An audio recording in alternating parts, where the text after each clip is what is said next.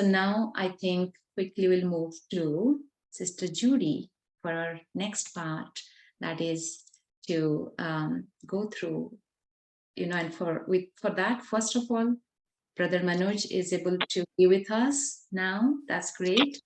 Then I'll make Sister Judy co-host.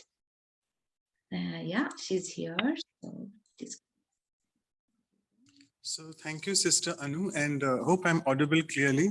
And I'm really missing these workshops, but it's the divine drama plan. I'm in Calgary at the moment attending a conference, so you can see me, I'm wearing all these clothes here. Okay, so before that, let me just immensely thank Sister Judy Johnson, and she's here with us. If you can hear, thank you so much. And you've also spotlighted her. And thank you once again, because we, I think, requested you to be here 1 week ago and you just said yes. So thanks. It's a big gratitude again to you. And all of you know her. She has been with us on the first power. So let me just again take this opportunity, grab this opportunity to speak about her a bit. She has been into Brahma Kumaris since almost 35 years now, and she works as a facilitator and also as a coaching consultant in various things. But what I like, because that is what closely relates to me also, is experiential learning. And she holds a Bachelor of Social Work and a Master's of Adult Education. And let me tell you, she's an author of 5 books. I'm not telling you the books, but you are one of the latest books which she says is the Return to Source, the God Experience. And all of you know very well that she coordinates the activities of the BKs in Halifax and the Atlantic region of Canada. So as always, I would just want to again introduce her in the form of a poem. So first, a few lines for her, that today we have with us an angel from Halifax. Brother, we can't see you. If you can switch on your video, if that's possible. Actually, my video is already on. Yeah, I mean, others can. It's going off and on. Or probably it is just because I'm switching off the pages into WhatsApp. I'm joining from my mobile phone, so it's a bit limited. I'm sure my voice is audible clearly. Yes, brother, go ahead. Okay, so we have with us an angel today from Halifax, and who shall teach us how to smile without paying any tax. Words of wisdom flow through her like a fax, so that in life we can achieve everything to the max and be ever ready, keeping our bags well packed. And since we are today covering, I heard the last bit of Anu's sister sharing, Sister Denise on resilience, a beautiful value. I feel I have missed that, but well. So today I'll speak a few lines on resilience before I give the stage to her. So today she shall share her wisdom on how to be resilient and develop the skill of flexibility and increase our emotional quotient. Because life is to enjoy and make each day very brilliant. Because at each step in life, we need to develop the virtue of fulfillment. Practice the art of giving and feel a sense of contentment, because staying happy always is indeed a big commitment. So with this, I would welcome Sister Judy again, and Om Shanti so much. Thank you so much for joining. Over to you. All the stage is yours.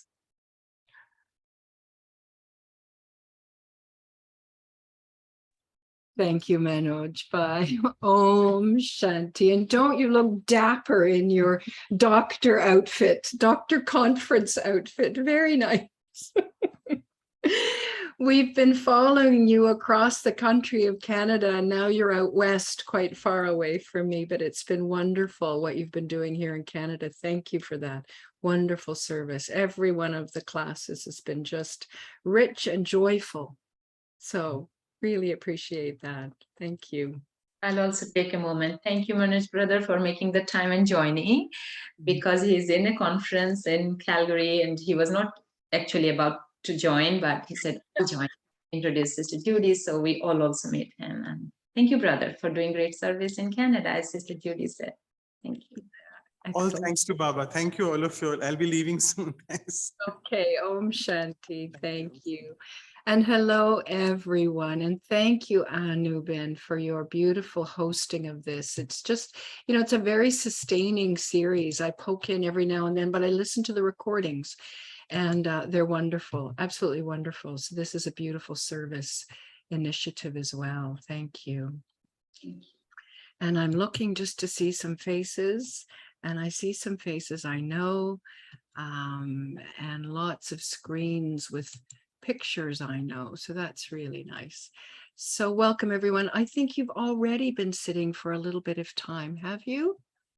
And you need a little bit of movement before we begin. Shall we do that? Let's do it. Let's have some fun with that. Okay, so I'm going to share my screen and we're going to do a little bit of movement, and this is going to be related to our theme.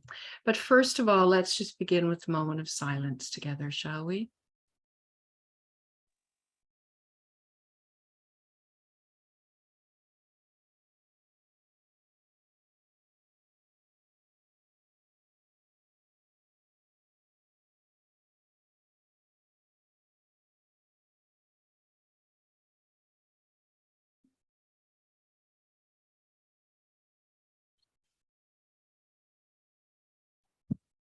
All right, for those that would like a little movement, if you can just push your chair back and sit, but in a way that you're able to stand quickly if needed, okay? And what I'm going to, oh, my voice is too low. How is this? Can you hear me now? Is it okay? Better? Yeah. Okay. Okay, so I'm going to share a little slide here. And on this slide, you will see a variety of emotions. And oddly enough, when we speak about the topic of resilience, emotional resilience is one of the main themes, especially for dedicated spiritual students who suddenly discover emotions erupting from time to time. So I'm going to call out an emotion, and I'm going to ask you to stand or sit, depending on the kind of energy it creates in you. So here we go. Surprise, stand up. So that's a higher emotion. Everybody stand up. Okay. Do a quick little spin where you're standing. Okay. Impatient, sit down. It's sort of a lower energy, right? Okay. Happy. Up you go. Disappointed. Down you go. Excited. Up you go. Grumpy. Down you go. Curious. Up you go. Nervous. Down you go. Joyful. Up you go. Shy. Down you go. Okay. And one more time. Om Shanti. Up you go. Turn around once in one direction and twice in the other direction. Shake out your arms, shake your body, whatever you need to do. Step 3 steps to the right. 1, 2, 3. 3 steps to the left. 1, 2, 3. And come and sit. That's all we're going to get to do for today. But it gets us going. Hey, gets us going a little bit. All right. And especially the emotions up and down, up and down. We could go on and you'd be exhausted by the end of that, right? You needed a little break. But in life, when we go through high emotions and low emotions and high emotions and low emotions throughout the day, and even in our spiritual practice, when those become smaller ups and downs, there's still ups and downs, and they exhaust us. And so the topic of resilience for me is fascinating because we talk about bouncing back. But sometimes when we're on an emotional roller coaster, we're going up and then we're going down. And we're going up and we're going down, and we exhaust ourselves without really hitting, where are we bouncing back to?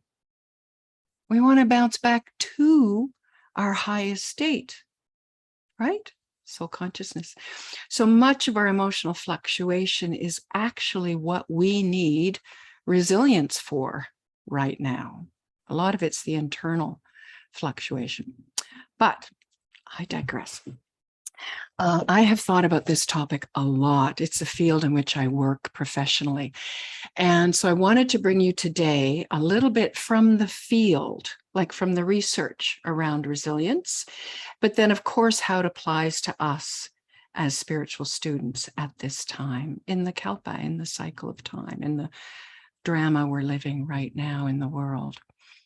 And I did listen to Sister Denise and thoroughly enjoyed her talk about resilience last week. And she said many beautiful things, but one of the things that really stood out for me was how she talked about resilience is sort of a perfect blend, those are my words, but a perfect blend of strength and flexibility.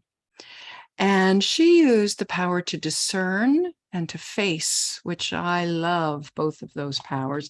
They're like my go-to powers typically. But the one that I wanted to explore a little bit today, because it really felt to me that it's a power that lends itself so nicely to this topic of resilience, and that's the power to accommodate, to merge. And when I think of strength and flexibility, I think of water. Because water flows, right? It's enormously flexible, but incredibly strong. This is Roche-Percé in Gaspésie in Quebec, just on the tip of Quebec, New Brunswick. And of course, we see this in many places where water over time will make its way through the hardest thing, the hardest rock. So strength and flexibility. And the thing about water, which I love, is that it can be in this shape, in this form. It can be in this form. It can be in this form. It actually takes the form of the container it is in, right? So water changes its shape all the time, from an ice cube to a sprinkler, to a glass of water, to a river, to an ocean. But never, ever does water ever lose its essential nature. Its essential nature, H2O. Water never loses its H2O-ness. It's always H2O, whether it's frozen, whether it's flowing in a river, or whether it's lapping against the beach in the ocean. And this, I feel, is the power of resilience. It's the value of resilience. It's the set of qualities that make up resilience. It's the set of practices that help us remain strong and flexible in the right measure in every situation, is that I never lose my essential nature. The situation may require me to adapt, adjust, change my shape or form, but never do I lose my soulness. Just like water never loses its H2O-ness, I never lose my essential nature. So this is really what we're going to explore today, is resilience. And what does it really mean? And I feel like the power to accommodate is enormous. It's a lovely example. We can relate to that as the flow, but the strength. So the water metaphor. So you with me? Okay, another little exercise to begin.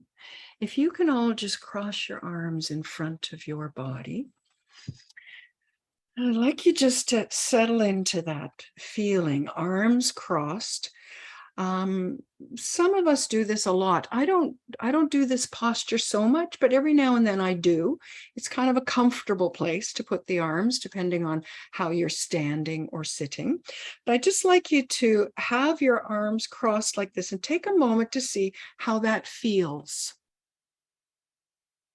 So how does it feel to have your arms crossed like this in front of, pretty much it's the part of your body that has most of your vital organs, isn't it? Other than the brain, you're in front of your heart, your stomach, your liver, your kidney, all the organs of the body are just underneath where we cross our arms on most bodies, unless we have really short arms or really, really long. But, you know, it's basically that middle area of the body. So just take a moment and settle into that feeling. What's the feeling of having your arms crossed in front of you?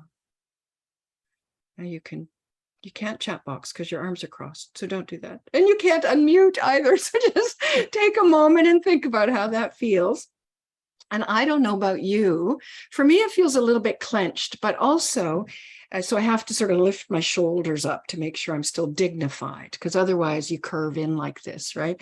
But the feeling is protected. There's a sense of protection by covering, you know, my vital organs like this. And yeah, I don't know how you're feeling, but let's suggest a bit of feeling. Now, what I'd like you to do right now is to take your arms, uncross them, and I would like you to recross them the different direction.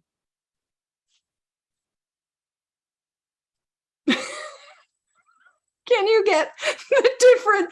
It's really hard. Okay, see, because you're going to end up back in the original spot. Okay, I think this is it. Okay, can you get the opposite direction? So here's your go-to, natural, easy. Now switch it to the opposite. Even your brain is confused. Is this opposite? Or is this just the same? But I think it's opposite. Oh, I think that might be it.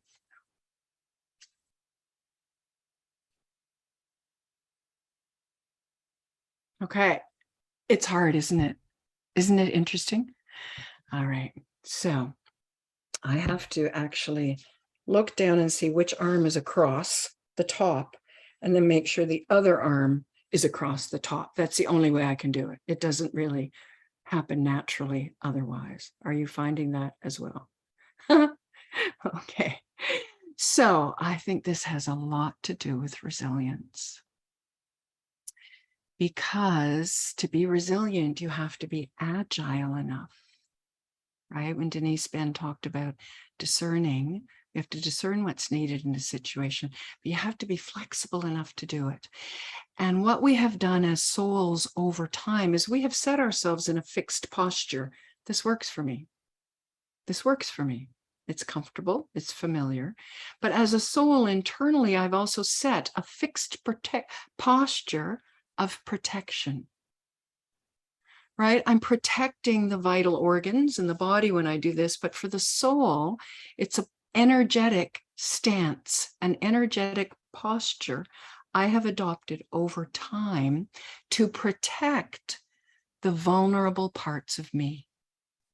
So the parts of me that have been hurt in the drama of life, the parts of me that are nervous or afraid, the parts of me that have been wounded maybe by life, and I'm protecting them. And so this protection takes the form of a mask, takes the form of ego identity, takes many forms, but they're all rigid. They're rigid, they're fixed, and they're habitual. They're like this. And to be resilient, I have to be able to do this. No, that's wrong.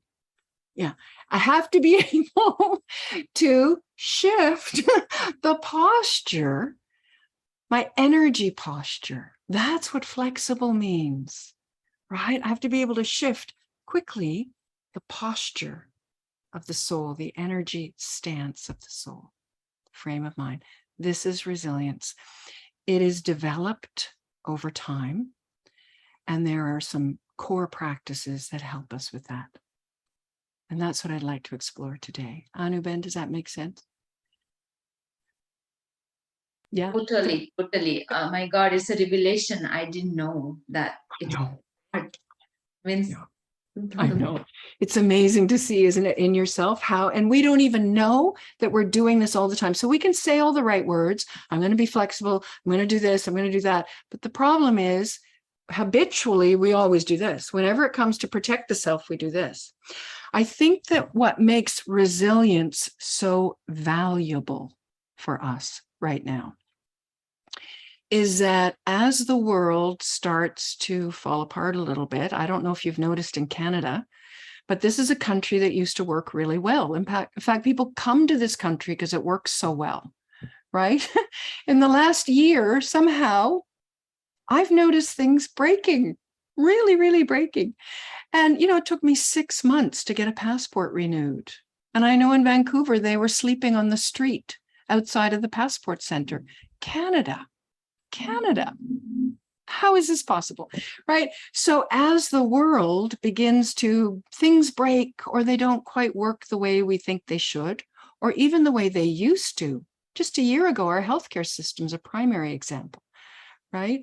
Many things, as soon as they begin to break down a little bit, then I notice to what extent I was relying on them to work, on them to function, in order for me to feel stable and secure. So every time something breaks around me in a system, in society, in the world around me, I discover, by how shaken I am, I discover how much I was depending on something outside myself for my own inner stability. The study of resilience is taking that dependence entirely internal.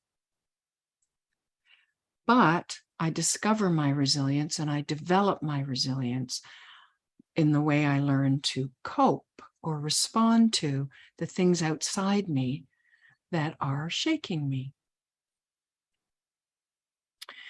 So let's look a little bit at resilience and where it came from. Originally, it was a science concept, and physics was one of the originators. It comes from the Latin verb to jump back or to recoil.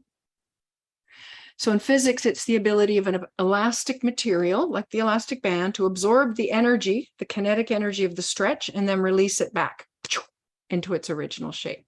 So for us as a soul, the original state is not a sitting down after I've been excited, now I sit down and I'm depressed. No. The original state is between the emotional fluctuations is soul conscious, stable, content, happy, solid, peaceful, powerful, right?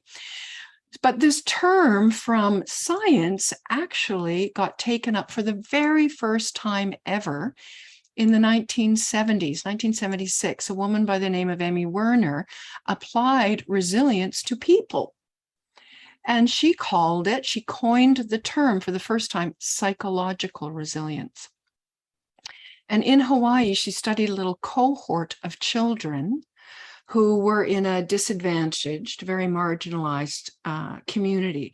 And they were experiencing all kinds of trauma, violence, abuse, etc. She did a longitudinal study for 40 years to see how did these children do. And she discovered that some of them, in spite of facing the same abuse, the same violence, the same trauma, somehow they did really well. And she said, oh, I think some people are more resilient than others. So this is when we first discovered resilience as it related to the social sciences.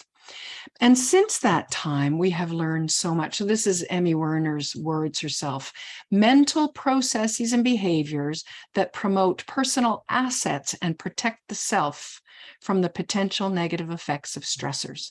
That's how she defined resilience, the first definition ever.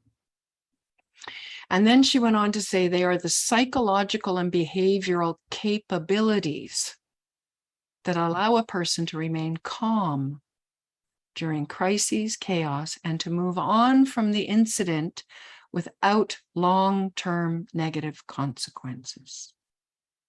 So something troubling happens, a challenge, a stressor, something. One, in the moment, I respond to it positively, but after it's over, there's no effect on me. I don't remember that again and again and again and re-traumatize myself, right? So those were her definitions, the earliest definitions of resilience, which I find very interesting to think of the origins of something that we now use as a word all the time, resilience, right? So we have many lessons that we can learn from the study of resilience for ourselves as spiritual students. And I'd like to share some of those with you. So one of the things, and another little bit of history to the resilience movement,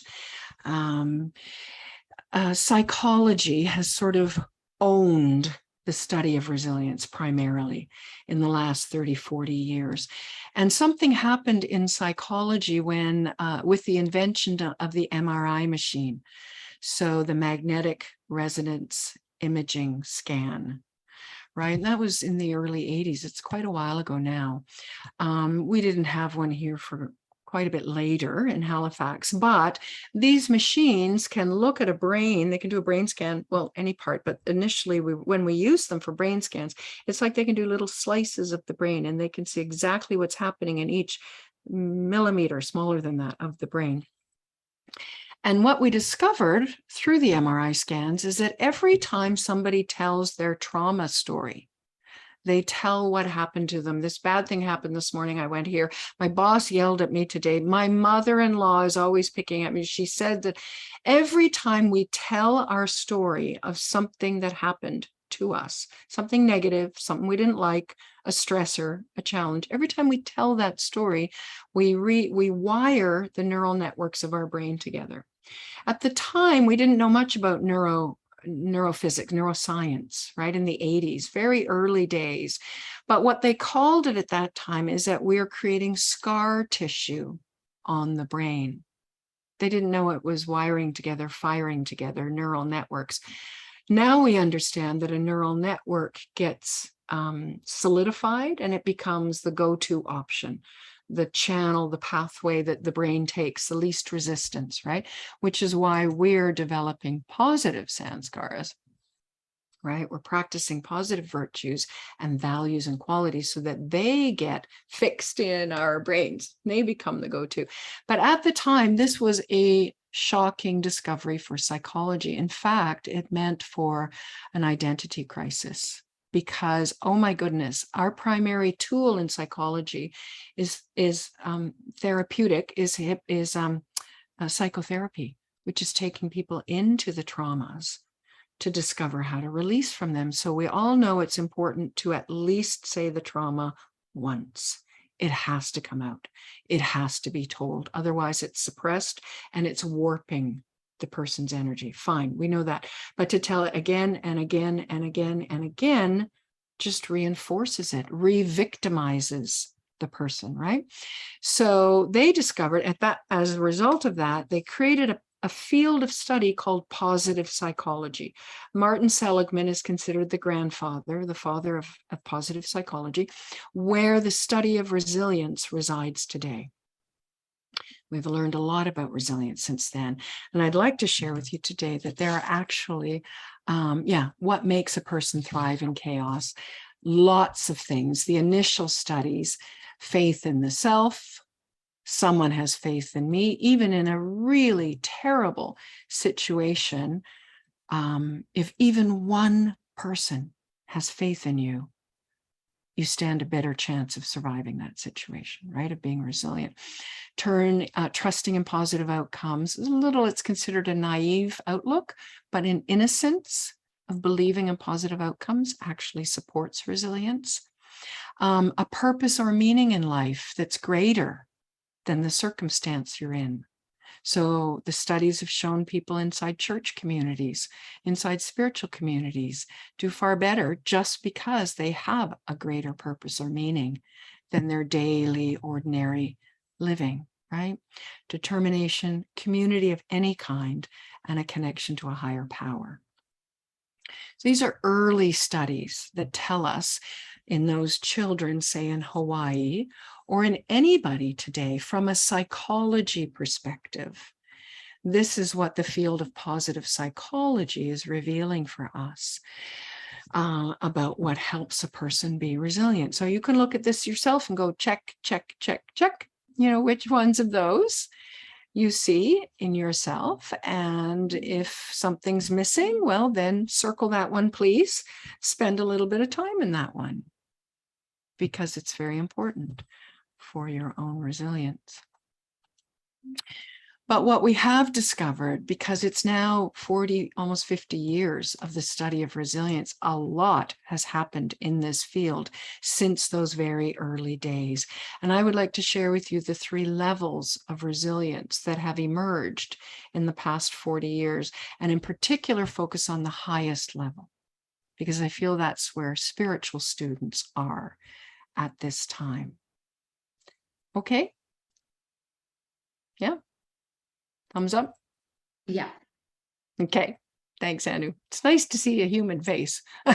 I can see, are we too fast? Are we? Oh, there's Claudia. Hello, Claudia. Okay, that's great. Oh, and Harper's there. And oh, I just see lots of people. That's good. I had you all off so that I could see the screen. Thank you. Gita's there. I see lots of lovely faces. Thank you, everyone. Okay, so 3 levels of resilience, and then we'll go into some detail on each one. But just quickly and firstly, the first level, which was discovered, is this: do you bend or do you break? Right? So can you bounce back? The wind blows a tree over like that, it always comes back up again. So that was the first level of resilience. Do you bend or do you break? And at this level, this is your bounce back ability. Can you bounce back? Can you keep going in spite of difficult situations or trauma? Now, this is good. This is great. This is brilliant. We all want this, right? And it's just the first level. We have got so much more understanding now, because do I really want to live my life just bouncing back? Do I really want to live my life as an elastic band? I don't think so. I would like something a little better than that, wouldn't I?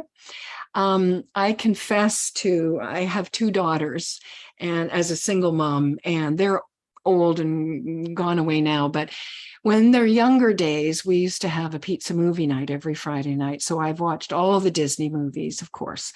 But then as they got older, they started wanting to watch interesting things like young adult movies.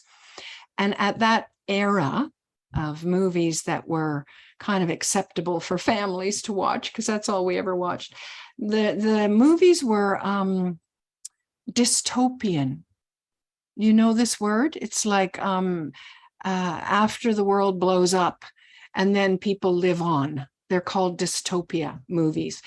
And there were famous ones like The Hunger Games and Divergent. So I've seen my share of dystopian movies, is all I want to tell you. I've watched a lot of these movies where the whole world blows up and then the young people live on to make a better world. And the girls, I have 2 girls, they loved it because always the hero of the movie was a heroine, a young adult woman. And the reason she was a heroine is because she always pulled the community together around values. So the values that made a community thrive and love each other and support each other. And it was great. They were beautiful movies from that perspective. But when we get to the end of the movie and we're hoping for a better world, all we get is that they survived the latest war, the latest battle, and now they go on to live another one.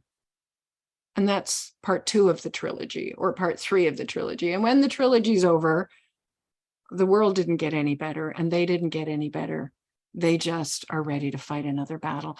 And I think that's a little bit what happened with this level of resilience, is that I want much more from life than just bouncing back. I want much more from life and from myself than just fighting a battle today and being ready to fight the next one tomorrow. There's more to it than that. And in positive psychology, they discovered there is another level. And it's called flourish or thrive. So instead of just surviving and bouncing back to survive, let's thrive, shall we? Let's flourish. Let's blossom and bloom. Let's bring out all of our most beautiful qualities into this world. So let's fulfill our full potential as human beings. So this became the next level in the resilience research, is this whole area of studying what helps a human being actually thrive. And then the third level, and this is the one that fascinates me, and this is a recent addition. This is within the last 5 years. This has entered the scene, and this is called anti-fragile. I just love this. I just love this. So this brother, his name is Nassim Nicholas Taleb. He's a mathematician, statistician. I can't make any sense of his book because it's all charts and graphs and statistics, except for the parts that he tells the story. I understood that part. But basically, his premise is certain things get stronger when they are resisted. You think of isometric exercises, your muscles get stronger when you face resistance, right? Oddly enough, so his idea is that we can actually learn to become unshakable in the face of calamity. So we actually get stronger with every difficulty that happens to us. He works in the insurance industry. A little bit of a background. When he discovered this, we were calculating, some of you know this better than I, it's not my world, but apparently in the insurance world, we used to calculate someone's risk according to how frequent the possibility or probability of an accident could be. So how many earthquakes in this part of the world, then your house insurance premium would be at this level. How often an 18-year-old boy is likely to have an accident in a car. We use those statistics and we create the premium, the insurance premium, based on that probability. So he worked in this world, and he discovered in the insurance world that at a certain point, they couldn't predict how probable things were. Earthquakes were happening faster. Accidents were happening because there was more craziness on the road. They decided instead then to look at how anti-fragile is the car, how anti-fragile is the house in the earthquake zone. And then they began to create the premium on the basis of how stable, flexible, earthquake worthy is the house. Not the probability of the event happening, because they were happening far more often than they ever predicted. You with me on this? So he took that and he applied that to people. And he said, we don't actually have a word for this with people. And he called it anti-fragile and started applying it to people, which I find quite interesting for us. So this is a quote from him: some things benefit from shocks. They actually thrive and grow when they're exposed to volatility, randomness, disorder, and stressors. Anti-fragility is beyond resilience. In the resilient, we resist the shocks and we stay the same. So the tree bounces back the same. Anti-fragile, we get better. We get stronger. Isn't that nice? And doesn't that feel right this is someone who's not a spiritual student. It's coming from the insurance industry, but for him to name it this way, I find interesting because it gives us an opportunity to speak about these things. So for instance, one of the ideas is children only develop confidence and agility, physical confidence and agility and judgment skills if they're allowed to take risks on playgrounds. So a bump, a fall, okay, it might hurt, but it was all part of getting stronger, right? The cybersecurity world is so much stronger every time we have a cyber attack. The malware and the cybersecurity world gets stronger, better, right? So the attack helps make it stronger. This is a weird one. Every time there's bad news about somebody, it makes media coverage. So very often publicists will plant negative news about a rock star so that it will hit the news and they will get more media coverage. So their reputation grows because of bad news. It's a weird thing, but this is the anti-fragility world. So this is being able to stay unshakable. And we have the term in the Brahma Kumaris in our study of being unshakable and immovable. And so this is, I think, where our interest would be to be this. The others will help us get there. So then the question becomes, of course, how do you move from one level up to the next? If you're at the bounce back, how do I move up to the next one? If I feel like I'm thriving, how do I move up to the next one? Okay, we all ultimately, I think, would like to be resilient at the level of anti-fragility, unshakability. Would you say that's true for you? Yes, let's aim for unshakable.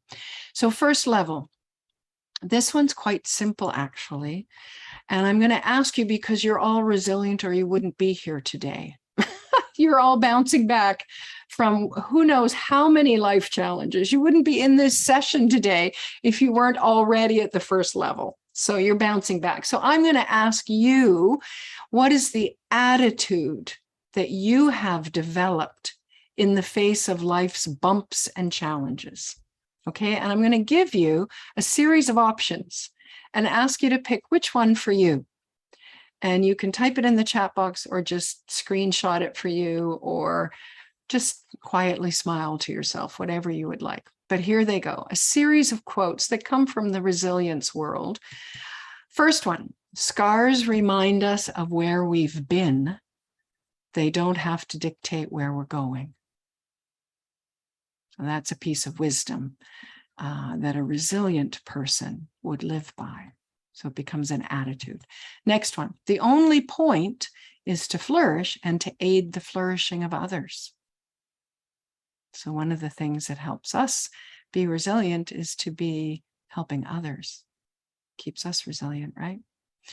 Okay, next one, grab your brave self and get ready to flourish. So if bravery or courage has been an attitude that has helped you be resilient, then this is your quote. This one, you got to stop watering dead plants. I think this is a little bit when Denise was talking about discerning. Don't be giving your energy to the things that are actually sabotaging you, undermining you, cutting you down. If it's not growing, stop feeding it. Step away. Another one, and the day came when the risk to remain in a tight bud was more painful than the risk it took to blossom. Another resilience quote. And I think this is the last one. Fall 7 times, stand up 8. It's an old Japanese proverb. Isn't that great? I think that's the end of them. Let me just check if I have another one there. I don't want to go ahead. No, that's the last one. Okay, so I'm just going to show you one more time and you can see, and you might have your own, in which case stop for a moment and think about what is the wisdom or the attitude, because again, that's a posture. An attitude is a posture of the soul. What's an attitude that you carry that helps you remain resilient and has helped you to get to the point that you're sitting here in today's session? Okay, I'm going to show them again. Pick which one works for you or type one in the chat box. If you have a different one, it would be wonderful to see that. So here we go. Fall 7 times, stand up 8. And the day came when the risk to remain in a tight bud was more painful than the risk it took to blossom. You got to stop watering dead plants. Grab your brave self and get ready to flourish. The only point is to flourish and to aid in the flourishing of others. And scars remind us where we've been. They don't have to dictate where we're going.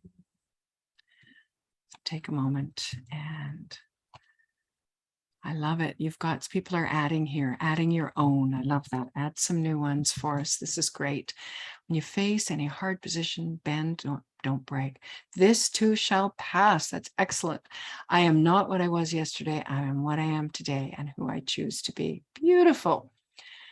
First one, the scars on me got me to learn who I am and good company. Lovely, Melanie. Always focus on what I want. Never focus on what I do not want. Look at this wisdom. We could write the resilience book with these. Okay, any more? Nothing new. Good. That's a good one. Nothing new. The only point is to flourish and help others flourish. Yeah. Love the blossom quote. Yeah. Grab your own strength. That's a good one, isn't it? And go ahead. Everything is temporary. Focus on today, not what happened. Very good. All is good and beneficial. Keep getting up. It's a new way, a new moment. Try again. Push the self into courage. Learn from raincoats are waterproof. I, the soul, blossom from being feeling proof. Let's say emotion proof. We want to feel those lovely spiritual feelings, but let's be emotion proof. That's beautiful. These are great. Okay, I might actually have to copy those if I can and save them, because those would be great. All right, so how do we move then from resilience to flourish? And I actually feel most of you are probably already in the flourishing category because of everything you've just said. But let me tell you, the one step that makes a difference from just bouncing back, and your comments indicate this is true for you. But to move up now into the flourishing, I'm fulfilling my potential. And as BK students, I would expect you all to be here for sure. But the one thing that makes the difference between just bouncing back and actually flourishing is to reflect on your lived experience and learn from them. Draw the wisdom from your own experiences, which obviously you can only have done to share with me what you just shared in the chat box, right? The slogan for the flourishing level of resilience is that wisdom is fertilizer for growth. And I think any of us who have been on this with the Brahma Kumaris as a student for a long time, we know that realizations are so empowering. Anytime we have a realization, growth. And yet it's interesting to reflect. Sometimes the growth has already happened. The realization just draws my attention to the point that I just shot up another inch. I just shot up another, right? But this is basically the slogan for the flourishing level, is that wisdom is fertilizer for growth. I think this is why it's suggested that we do a chart every night. My chart, I've done a chart every night for my entire Brahmin life. I love the charts. I make new charts all the time. They entertain me endlessly. I love them. But it's because I don't do how much was I this today? How much was I that today? Did I do this today? That would drive me. I'd be so depressed if I did that in my chart. So I don't do that. Instead, I ask an interesting question every night. And they're different every night, so I'm always entertained. What's the value you used most today? When were you closest to God today? What original quality did you experience today? How did you dance with drama today? I use questions that help me reflect on my lived experience of the day, but help me draw a feeling of wisdom and help me feel good about myself. I feel that we underutilize the reflection because we're so busy studying and we're so busy doing service and we're so busy that I actually have to really make time to reflect. And I do that in the morning through journaling, and I do that at night. Because anything you nourish will flourish. You gotta nourish it. You gotta nourish the wisdom we're learning in order to flourish. Okay, so that's how we move. I'll ask you a quick question because I see our time is going very quickly here. What do you love most about your spiritual journey right now? You can think about it quietly without answering it right now, but I will tell you every Sunday for the month of September, this is my reflection question in my chart. Every Sunday, I'm asking, what do I love most about my spiritual journey right now? And the answers that come out surprise me every week. And every week it's something slightly different. And every week it's nuanced. It's just a little subtle angle I hadn't thought about. So it might be my study, but there'll be an aspect I hadn't thought about before. It might be the Brahm, this family, this community I live with, but there'll be an aspect I hadn't thought of. It's different every time. But this is the kind of flourishing question. They're always positive, and they always draw out my own wisdom so that I can see it, because a lot of wisdom is being deposited into me every single day. But am I absorbing it? And to ask myself the question, am I absorbing it, makes me depressed, because I'll say, no, obviously not all of it. So then how am I happier after that? I'm not flourishing after that question. So I asked myself, what wisdom did I absorb today?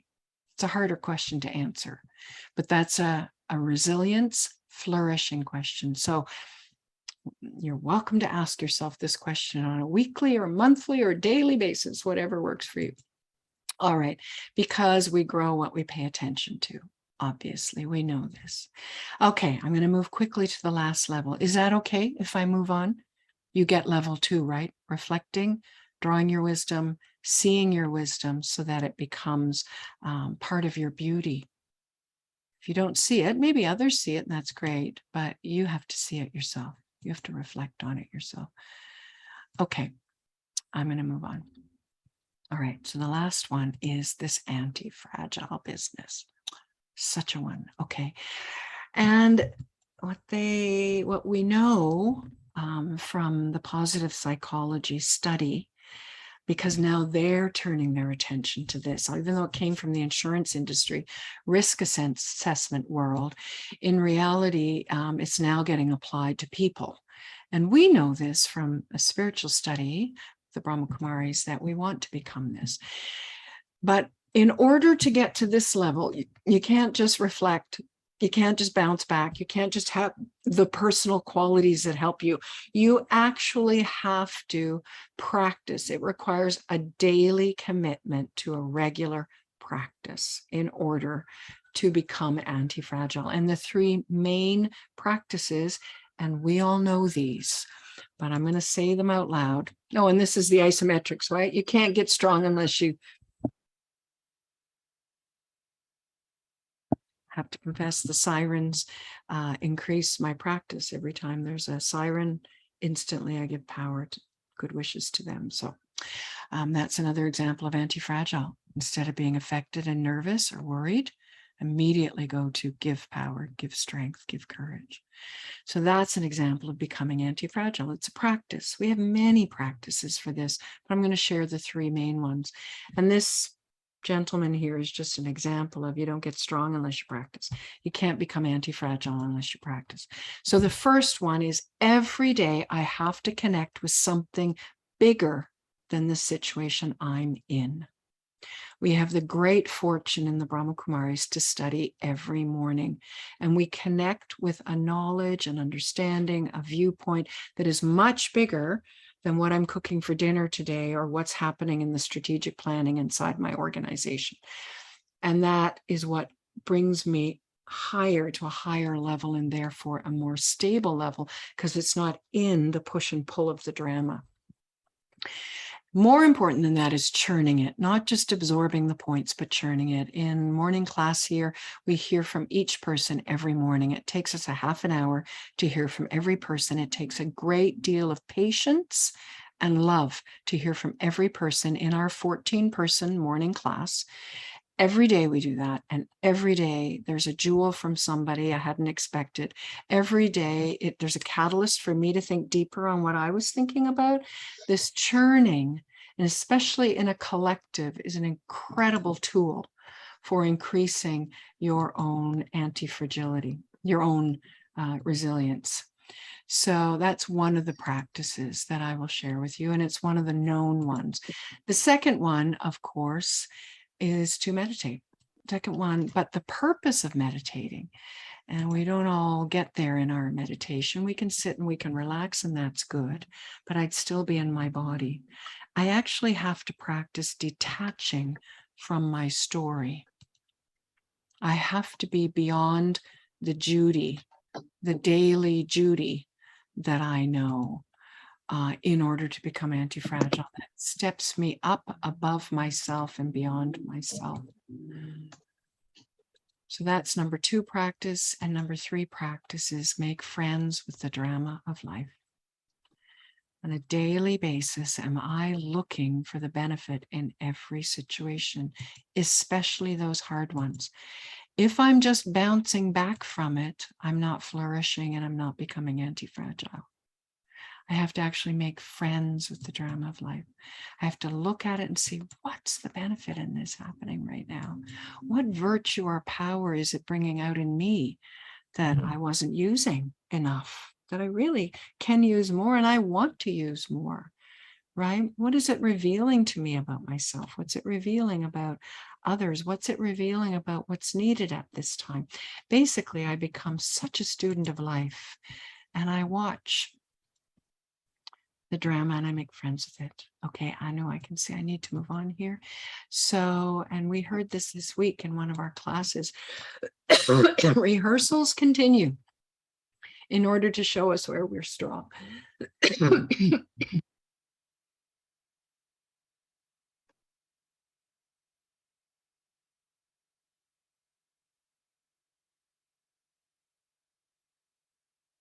So I will end there.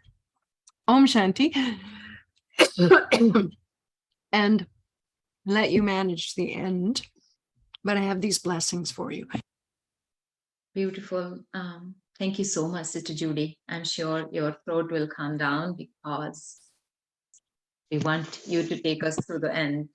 Beautiful blessings, beautiful flowers we all are seeing, and very empowering session, very, very empowering session, because you broke it down to methods and given us even the method practice, because I think the question was coming, like you said, when you realized you grown, but I think, again, realizing to transforming or applying, breaking out of that old habit, the neuro pathway you said, I mean, the habit.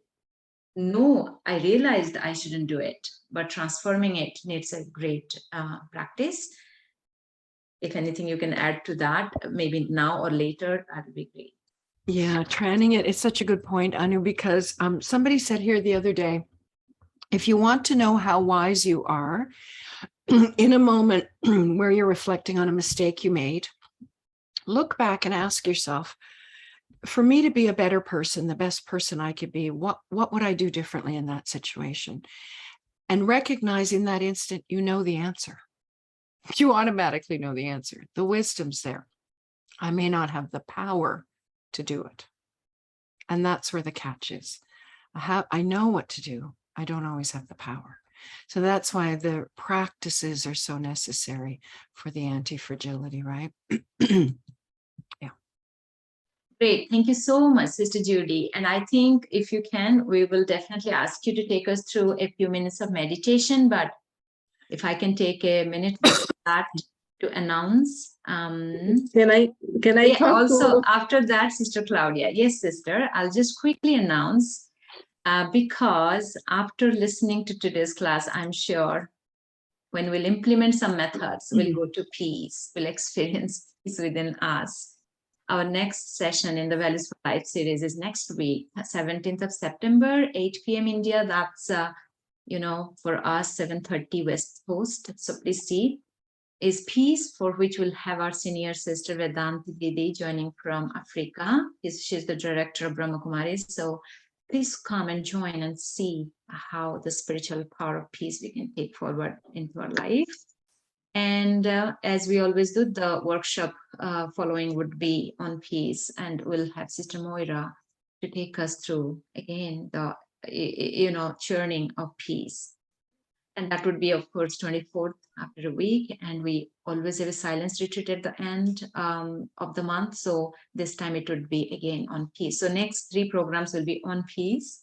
And this is our calendar we share in the emails, but please check our websites and YouTube channels for the videos, even today's videos and more. And you'll be receiving from Values for Life series email the review materials. You can also get the workshops videos on these links. So I hope you all have it. So thank you so much. Now, without delay, we'll ask Sister Judy. Before I go ahead, can you please fix Portuguese? They are not able to translate. Before she goes for the meditation, please check the Portuguese, because Manuel is saying is not able to translate.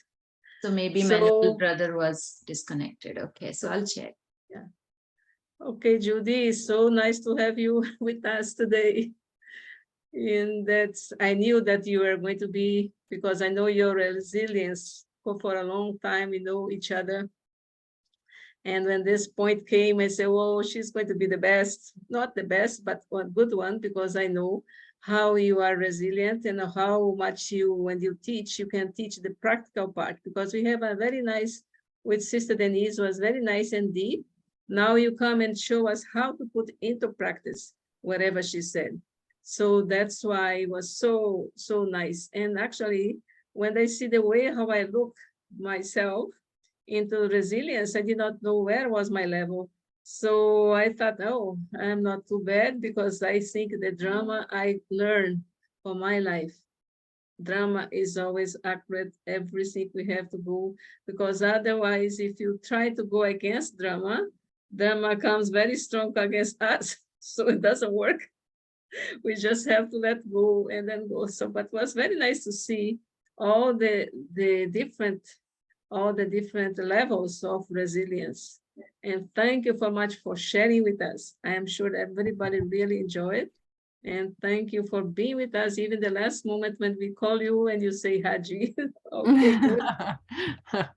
So it was Yeah. so nice. Yeah. So nice. Yeah. Thank you. Thank you, Thank Claudia, for the invite, and thank you for the great faith you have in your sister. We have great faith in each other, so it's lovely. Thank you for this, you. and for the service you're doing, this beautiful service. So I think to end, somebody has asked for the daily chart. I will send, because we make them in 4-month slots. We have September, October, November, December, and we just started the September one. I will send to Anu. And then if anybody wants it, please send to this email, that Anu has sent to you for this whole series. And then anybody who wants it, you can have it. We actually print them at the print shop, coil bound, and we have a skinny book next to our bed. There's 10 of us in the chart group here in Halifax, because we know if it's not by my bed and it's not printed, we won't do it. So we have it there. That's a good So idea. I Very will good. send it. I will send it to you, Anu, if that's okay. Yes, yes. Yes, yes. Very good. Okay, so let's end with a little meditation, which will also include your blessing. So here we go. So let's all just come into a quiet state of soul consciousness. And we're going to feel ourselves as the blossoming flower that we are. So, and take your eyes away from the screen just for a moment. Close your eyes. Bring yourself back inside yourself. The awareness of the wise, brilliant being that you are behind the eyes. You know you're being nourished by this session every day by the spiritual wisdom and by God directly, and that you are blossoming right here, right now. And sometimes the bud is a little tight and sometimes it's wide open, but I continue to blossom bit by bit in my spiritual journey. So I'd like you to look at these flowers that are some of the world's most resilient flowers because they're in South Africa. And I'd like you just to pick one that you like, one that draws your attention today. And this will be your resilience blessing. I sure hope I have all of them. Here we go. So I'll just read them aloud. Those who picked this one, you flourish with generosity of spirit, making space for others to change and relieving your own heart of the burden of expectation.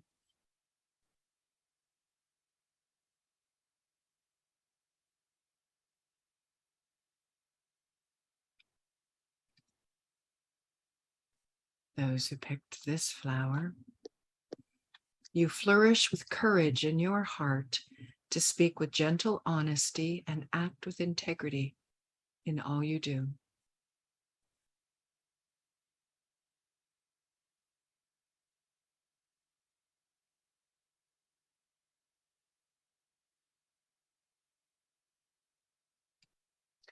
Those who picked this flower, you flourish because your golden heart is filled with recognition of the value of others.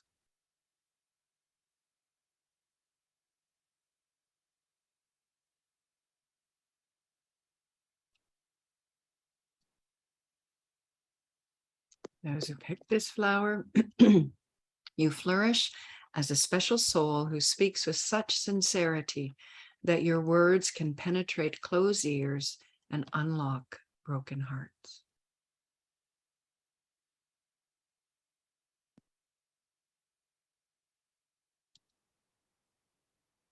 And this flower, you flourish with a deep-rooted sense of dignity, which seeks to make things right rather than prove others wrong.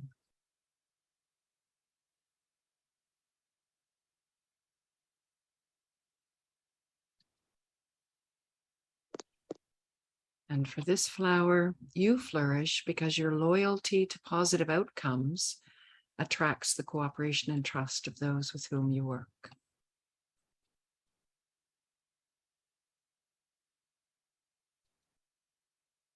I think this is last. You flourish because you have become a true friend to yourself and a source of support in the lives of others.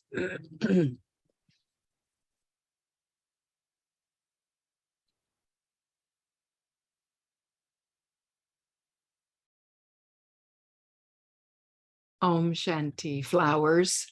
Enjoy a beautiful day. Thank you, Judy sister. We'll take a picture, by the way. We got our blessings. We can Okay. show our blossomed face. Great. Everyone, open Perfect. your, yeah, switch on your videos. Oh, there's Melanie. Hello, Melanie. Look at so many. Ah, Micheline, Om Shanti. Yeah. Carol, thank you. That Carol's encouraging me to drink water. Thank you, Carol. I appreciate that. Yeah, thank you. So sweet. All right. Thank you, everyone. Have a lovely day. Thank you so much, Judy sister. Everyone. Om Shanti. Bye. Bye.